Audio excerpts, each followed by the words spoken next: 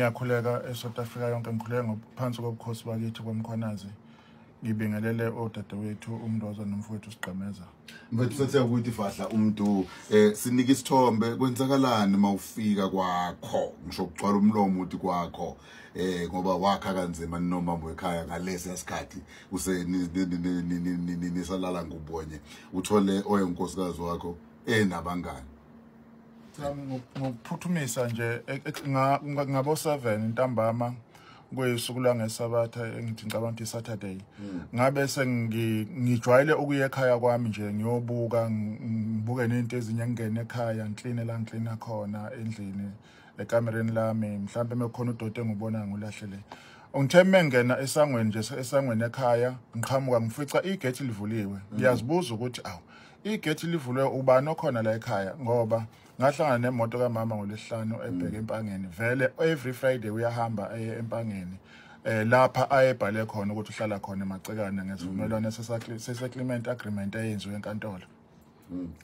Hayi uma ngena egcekeni ngiqhamuke esangweni mengithi gaga hayi ngibona nje abafowethu insizwe embili naye lena insizwa ke phethe ukhiya wemoto liyakhe lo dadewethu lo ongangishade naye. Uma ngisengena ke bese ngingabe ngisangena ekhaya ngivele ngimisa imoto esangweni ngoba isizathu sokuthi ngimisa imoto esangweni ngabona ukuthi hayi kukhona engimsolayo kulabo abantu abamile noma kunethunzanyana kodwa kukhona umuntu engimsolayo ukuthi uhamba nayo le ndoda yakhe ayasakwazi wayinikeza ngisho imoto yasekhaya engangimthengele yona ukuthi akakwazi ukuthi athole inyawo ezilula zokuya esikoleni. Ayike ngibese ngiphuthuma ke khona uma ngiya kulomfolo labafo bawu2 ngifike ngibingelele lo oqala owayeseqaleni sawubona bhuti ungakwabani insizwa mina ngoba bomgabho umnikazi walomuzi bese ethi hayi mina ngoNatho kwamkhwanazi bese ngiya kulona omunye awu insizwa kithi wena ke ubani ngimbuza nami amaphaphu sephezulu ngoba ngiyambona ukuthi umuntu engimaziyo ezithombeni ngumuntu engimbonayo drive imoto yami ko Facebook yonke lento ngiyambona drive imoto yami ehleli kuyona edrive so ke bese ngiyambuza ungakwabani insizwa bese ethi yena hayi mina ngosiphamandla wakwamkhwanazi. Oh siphamandla mkhwanazi sihlanganiswa yini la ekhaya yini lesimdathu nize la ekhaya bese ethi hayi bese ngithi mina hayi wena awuyena usiphamandla wakwamkhwanazi wena usiphamandla cabashe wena owenza ubulili owenza umkhuba nonkosikazi wami osuphenduka indoda yala ekhaya njengamanje njengoba ususuka lekini uza la ekhaya uzokwenza umkhuba nonkosikazi wami kuleli igceke lakithi ubusuhlulwa yena ukuqhubeka kwenza umkhuba lapha endleleni niwenza khona ngoba manje kusho ukuthi wena usuzolala nami uqobo ke manje usuqe emveni kwalokho uzolala nezingane zami la ekhaya ngoba phela ukuthi iqhude sekuwena la ekhaya so yini inkinga yakho ubekwa yini wena la hayi emveni kwalokho bese ngithi ke mina uzokuphuma la esangweni ake ngifonela amaphoyisa ngabe sengizama ukufonela ngaqale ngafonela induna okwenza isiqinisekiso ukuthi njengoba ngihlala endaweni yamakhosi ngihlala ngaphansi kwenduna ngihlala endaweni yamakhosi ngaphansi kwenkosi uMkhwanazi ngase ngithi ayi ake ngifonele induna ngayifonela induna yasingi-advise ukuthi baba uMgabho ungenzi lutho lapho into okumele uyenze induna ubaba uMsana fonela amaphoyisa ngempela ngabe sengifonela epolice station ngaleso sikhathi ngafonela head enakwanene eofisini lamaphoyisa echarge office kwasho ukuthi ingcinga ayisebenzi u035 awungeni ngabe sengizama futhi ukufonela umphathi station naye futhi ngase ngithola inamba yakhe ngoba wabe siyinduna singinikeza lezi number ngazama ukufonela umphathi station umphathi station kwaMsane ngangamthola ucingo lwangangena futhi ngabe sengifonela omunye osebenzele empangeni elinye iphoyisa osebenzele empangeni ngase ngifuna ukuthi ubani kahle ngamthola kwaMsane wathi no into ongayenza fonela uBrigadier ubaba uThangwe ngizokunikeza inamba yakhe umfonele ngempela umphathi omkhulu kwicluster kwaMsane yena owangisizayo washesha waresponda wangiphendula ngamchazela ke ukuthi isimo njengamanje la ekhaya ngifica ukuthi kunendoda la ekhaya kanje engakaqedi ukukhuluma nephoyisa iphoyisa sengiqedile ukukhuluma nephoyisa ngabuyela kulomfo uma ngibuyela kulomfo ngithi ke mina uzokuphuma ethi lomfo hayibo angizokuphuma kuphi ngizophuma mina lapha esangweni uma ngithi ngizama ukumbamba wabe sephenduka sengikhomba ngesibhamu yilapho ke abe sephuma khona nomngane wakhe lo baphumela ngaphandle Emveni kwalokho ke udade lo wabe seqhubeka engithuka ethi ngihlala emafukwini mina ngazini ngokwakha nengane yakhe entombazana bengithuka. Kuleso sigameko esabhekele lona sephuma engiphenduka engikhomba ngesibhamu. Ngabe ke mina seqhamuka ingane yakhe ngelikhulu ijubane yomfana okuthiwa uSandile. Lo ngane yabe iqhamuka siphe engathi yayiphethe isilimazo kahle kahle. Unina wase ikhuza ukuthi kahle Sandile musukuyenza leyo nto musuku yilapho ke engabe sengisalinde amaphoyisa njalo ukuthi awafiki. Nangempela ke hayi wangiyeka ke lo Sandile. Kodwa ngase ngividorize uyena lwesifazane egcekeni engividorize left and right nje mina ke ngase ngikhuluma egcekeni njengomuntu ophahla idlozi ukuthi nina mndeni wala ekhaya ukuthi ungaze kuzongena indoda ingena kanjani indoda ngoba phela lo mfazi akuyena umfazi wasehotela ngashada naye ngesintu wangena ngenkomo wacaca la ekhaya yena futhi mama lo lwesifazane utshela inkantolo ukuthi yena umshado wesilu ushade umshado wesintu esintwini ayikho idivorce. So kwase ngiyibuza ukuthi methi divorce ayikho kwenzakalani lapho. Lento nje ukuqala bokwazi kwakho noma kuse kuyimkhubo ojwayele. Ngokubuka kulapha ekhaya kwami kumgwaqo kusemgwaqweni. Ngafonelwa umunye nje ngibuza ukuthi kanti le moto ehlezi ime lapha ekhaya kwenzakalani ngayo. Abanye ke bayasho ukuthi kule ndoda lomfo uyafika lale lapha ekhaya. Ngempela ke nami ngingeke ngibuka lokho ukuthi ngempela ukuthi into ayenza ngoba ngamfice eyimela umuntu umuzi mase ujwayele sengowakhe uyemela nje egcekeni ayiphuzela ngoba babeyiphuzela utshwala beyimele nje egcekeni kodwa yena wayephethe ukhiye isizathu sokuthi ngize mina ngivale esangweni ngabona ukuthi vele uzongena emotweni aphume ngemoto yomfazi walapha ekhaya baqhubeke nohambo. Ezweni sakhile sihleli nomfaniseni Jabulani waKaNdlovu waziwa ke ngomgabhi sikhuluma ngalolu daba kodwa ke siyafisa ukuthi ube ingxenye nawe emlaleli usekhaya ngabe mhlawumbe usukwazithola usesimeni lapho ke kufanele ngempela ke uhlale nomuntu ngaphansi kophahlo lodwa kodwa nibe ngempela ningasathandani yini eyaholela kulesi simo na beniphila kanjani kudala 0716136667 thubela ke leyo voice note njengamanje njengalokho ebuza uMrozo ukuthi ngabe ngempela uke wayithola usesimeni la kufanele khona nihlale nomuntu ngaphansi kophahlo lodwa kodwa ngempela ngasathandwani sekwazi ukuletha umuntu wakhe amekhona nivimbane eminyango egateini akusaphumeki njalo kube khona ukhishelana kweyibhamu mhlambe asiyeni lesi sesivala ngoba ngiyafuna siyokhuluma nenkosi ngiyezwa ukuthi ufuna amaphoyisa akufunela amaphoyisa ngebese ngithole incwadi izolo ye-warrant of arrest ukuthi ngiyaboshwa ngiboshela ukuthi ngangivaleleni esangweni ngoba umphathi omkhulu ubaba uThangwe wabe sefonela umphathi weimantshi empangeni ubaba uHlatshwayo ukuthi ngolesithathu lolwakusasa kufanele siyohlangana nomphathi weimantshi ezowucubungula noma ezobuka udaba lwethu ukuthi lwaphatha kanjani anginaso isiqiniseko ukuthi beku kanjani ingakho ukudala ukuthi ngalivula icala mina ngoba ngihloniphe umphathi omkhulu umphathi station umphathi wecluster kusukela eMtuba kuze kufika eMangozi ngahlonipha umphathi weimantshi ukuthi angikwazi ukuvula icala ngisazokhuluma nomuntu omkhulu ngoba ngisazokuza ukuthi thina njengabantu abonile isiyalo sakhe sinikeza sona sibhekephi khona manje sengithola ukuthi sengiyaboshwa kanti ngiboshwa nje vele kunamanqine enyathi ebelokho eqhubeka njalo umama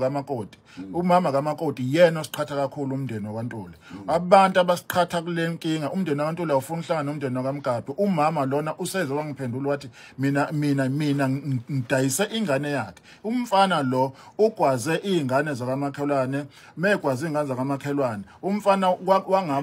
waboshwa ukuthi akaboshwa ngizosho njalo ngoba akekho enkantolo akaboshiwe kuzoba namanje lokho okwenza khona lapha umfana lona ngitheme ngimficizo ngesonto elele nentombazana endlini ngambuza umfana emzini kaBaba wena ulala nentombazana ngisho abafowenu ngisho ingane engizalayo kaze lala nentombazana ufuthi uma sengisho lokho wathi umfana wena baba wahamba wakhuluma nomndeni waKaMsane wathi umndeni waKaMsane mina ngiboshwe ngoba ngarepe ingane yaKaMsane ngithi mina kwakumsebenzi wamaphoyisa lo wangewona umsebenzi wami wena ukwazi abantu uthunywe yimi uthi ugogo wakhe mina ngahamba ngawufuna igebengu ingakho lo mfana ekwazile uyilayile igebengu wayikwazi asivaleni baba ebinhlelo lodwa ufakile ukhozi zokuba nenkosi ngekudala kuyabonakala kuhamba kahle ukungelelela kwabo nanokuthi mase siphetha isiphi into ofisa ukuyibona yenzeka njengesiphetho la mina engifisa ukukubuka engifisa ukuthi kwenzeke ngoba ngiyesaba kwamanje njobe sekungena amadoda lapha ekhaya ngiyesaba and baningi abantu asebengisabisile khona abangitshela ukuthi ngizophuma ngecasket bangifonela bathi ngizophuma ngecasket kunjalo nje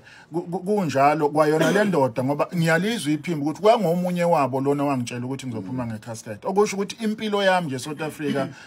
sengifana nomuntu ngiphucwe yonke into nomuzi ngiphuciwe and yena uhamba obhalisa ingane esikoleni ngegama lami wafike wasayina esikoleni ukuthi yena umarriage nami likhona iphepha elisho lokho ngo September ngomhla ka9 wahamba wabhalisa ingane esikoleni ngegama lami konke lokho mama anizwa uyasebenza yena usisi uyasebenza uthisha kwesinye sezikole phesha kwemfolozo umpumelelo Ndlovu esafunda kwayesizwe usiza nawe mina ingane lezi nje zifundiswe yimina kusukela ngo2017 kwaze bo 2018 kwaba u2020 sashada na ingane zakhe ikhera kumina zikhokhelwa yimini staff kwayona leyo mfana esingijikele bifuna ukungihlaba ngomese yeyinye yengane bikhokhelwa yimina ifunda kwesinye isikole ekuthiwa iSolabasha ngabe kabe yaba necala futhi yalenza ukulala nenye ingane yakomunye umuzi kwathatha mina ngahamba ngakulowo muzi wakachonga umese akho lezingane ngane lo mfana ufike naye nentombazana ufike naye okay ngicela ukuthi ke samukele ke inkosi yesizwe sakubingelela baba emsakazweni uKhosi FM siyabingelela umsakazi umsakazweni uKhosi FM nawo konke abadlaleni Nkosi yesizwe ngiyazi ukuthi ulalele futhi udaba nawe uyalwazi besifisa nje ukuzwa njengomlaleli uKhosi FM ukuthi kuthini ukuphawula kwakho njengenkosi yesizwe eyengameleke elendawo ngalesi simo esenzakala uphakathi kwesizwe sakho sengibingelile nje kubo bonke abalaleli boKhosi FM ngizoqala nje mhlambe eke ngibeke ukuthi yini esike yenzakala nengatshelwa yona ukuthi na yini eyenzakala ubaba uMgabhi wafika lapha kimi esigodlweni ezobika ngodaba lolu angalo lapho emsakazweni wakubeka ukukhuluma konke lokho kade sekubeka wangikhombisa namaphepha asenkantolo akade behambile amaphepha asenkantolo wasecela ukuthi nana uyacela ukuthi izingane singenalele ukuze akwazi ukuthi nasizakale kanye nanomndeni wakhe ukuthi nana nawo uyasizakala ekukhulumeni kwethu naye esechaze konke sibeke sikhipha ke singikhipha amakhansela ukuthi ahambe ayocela umama lo wekhaya ukuze kuzohlala phansi ukukhulunywe kubonisana ukuthwala umhlahlandlela oyaphambili into eyabe siqa kakhulu ngathi ngibona ngamaphepha la asenkantolo ngabuka ukuthi abantu uma ngabe bebabili kade bethandana sebengasathandani uma ngabe usukhipha izinqumo ngeke ngize ngisigxekeke nesinqumo sejudge uma usukhipha kodwa inkantolo sikhipha isinqumo sokuthi abaqhubeke behlale ophahleni olodwa lokho nje kukodwa ngokwethu ukhozi kudala inkingi ngoba laba bantu mabe sebedivozile noma sebeshiyweni kade bethandana bengathandani kusho ukuthi ukuphilisana kusuke sengasekho sabe sesibona ukuthi kuyingozi kwayikhona ke lokho sabe sesicela kumama ukuthi ake sondele sizokhuluma kuze kube manje ngameshami akaze ngize ngimbone akafiki kanti aqalanga kumina udaba laqala endluneni yesigodi ephethe lapho izama khona ukuthi na ifuna ukulungisa nakuyo wangeze emkhandlweni enduna wayibiza nje impela amahlandla angicabanga ukuthi manje aphekele kwayisihlanu akafiki uma ngabe sizwake ngamahlebisi noma ngeindaba uthi na akayingeni indaba yobukhosi nendaba yenduna inkosi yani yona leyo induna yani yona leyo kube sekuwabe sekushaqisa kakhulu ke ngakwelami nje uhlangothi bengisamnikezile futhi ilinye ithulo lokuthi ngiphinde futhi ngimbize ngibone futhi ukuthi ngabe uyaqhubeka yini nongizwe Nkosi yesizwe umfowethu khona la umfaniseni uma ekhuluma ngimlalele ekhuluma noSipho ngiyathola ukuthi uyo wakhonza la indawo la kwakhiwe khona lo muzi mhlambe Nkosi yesizwe ngingakudedela awusixoxele ukuthi usinike nje nencazelo yokuthi uma ngabe umuntu ezokhonza endaweni yenkosi kusho ukuthini ukukhonza endaweni yenkosi Thina singabantu bezizulu singabantu besintu indawo vele ikhonzelwa indoda kanye nomndeni wayo uma indoda ikhonzela indawo thina ngokwesintu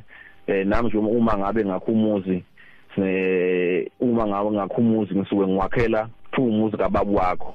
ngoba sokubalela zona inkinga ezinye zazo ecishe efana nalokho nokuthi ungathi umuphila phakathi kwekhaya ulokhu uyishaya isifuba ungagcina ukuhlukumeza abantu lokhu uthi umuzi wami lo ingakho uthi umuzi ababu wakho ukuyazi ukuthi ubabu wakho uyena umuntu omhloniphayo lapho kwakhe khona umgabhi njengoba